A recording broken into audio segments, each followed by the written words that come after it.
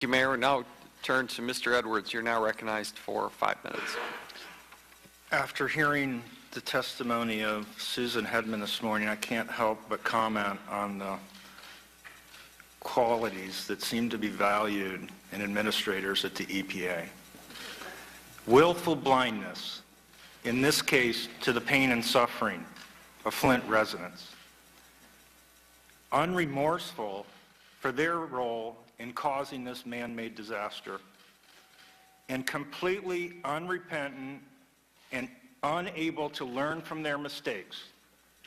Ms. Hedman said EPA had nothing to do with creating Flint. EPA had everything to do with creating Flint. Malfeasance at the U.S. EPA from 2001 to the present has harmed cities all over the United States.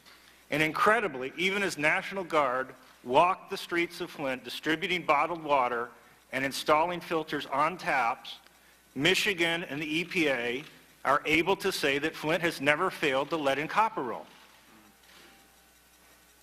And this is possible because the EPA has effectively condoned cheating on the lead and copper rule monitoring since 2006. This is because EPA and other agencies caused a similar lead and water crisis in Washington, D.C. from 2001 to 2004 that actually was 20 to 30 times worse in terms of the health harm to children in Washington, D.C. And they completely covered that up for 6 years and wrote falsified scientific reports. And it created a climate in which anything goes across the United States, anything at all, to cover up health harm from lead in drinking water.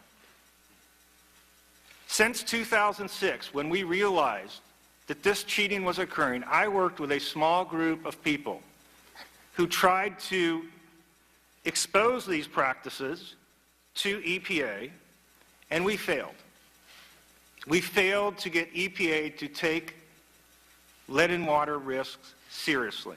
And because we failed, I was not surprised when Flint occurred. I was expecting a Flint to occur.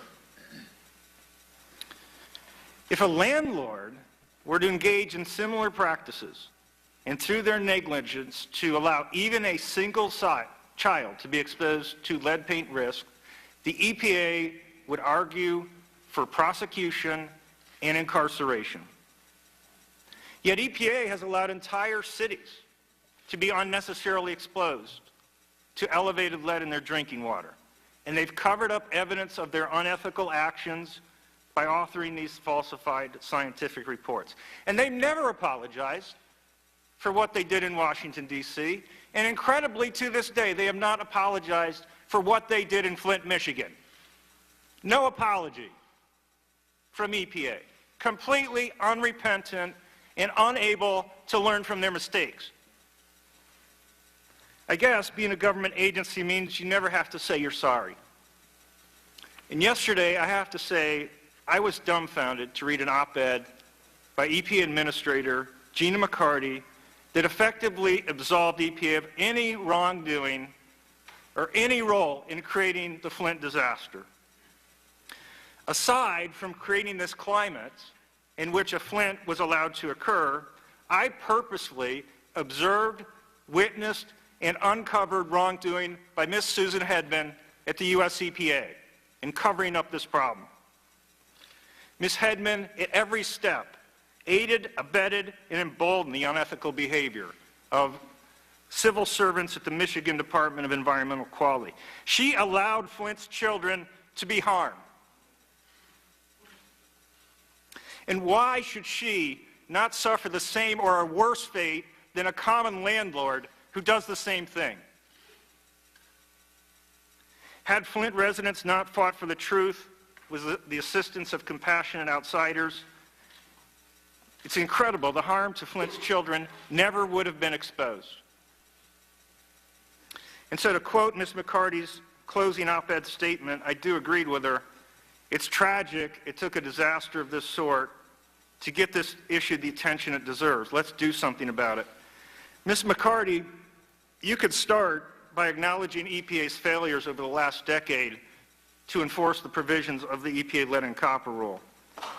This is a critical and necessary first step to make EPA once again worthy and deserving of the public trust and its noble mission. Thank you. Thank you, Mr. Edwards. We appreciate it.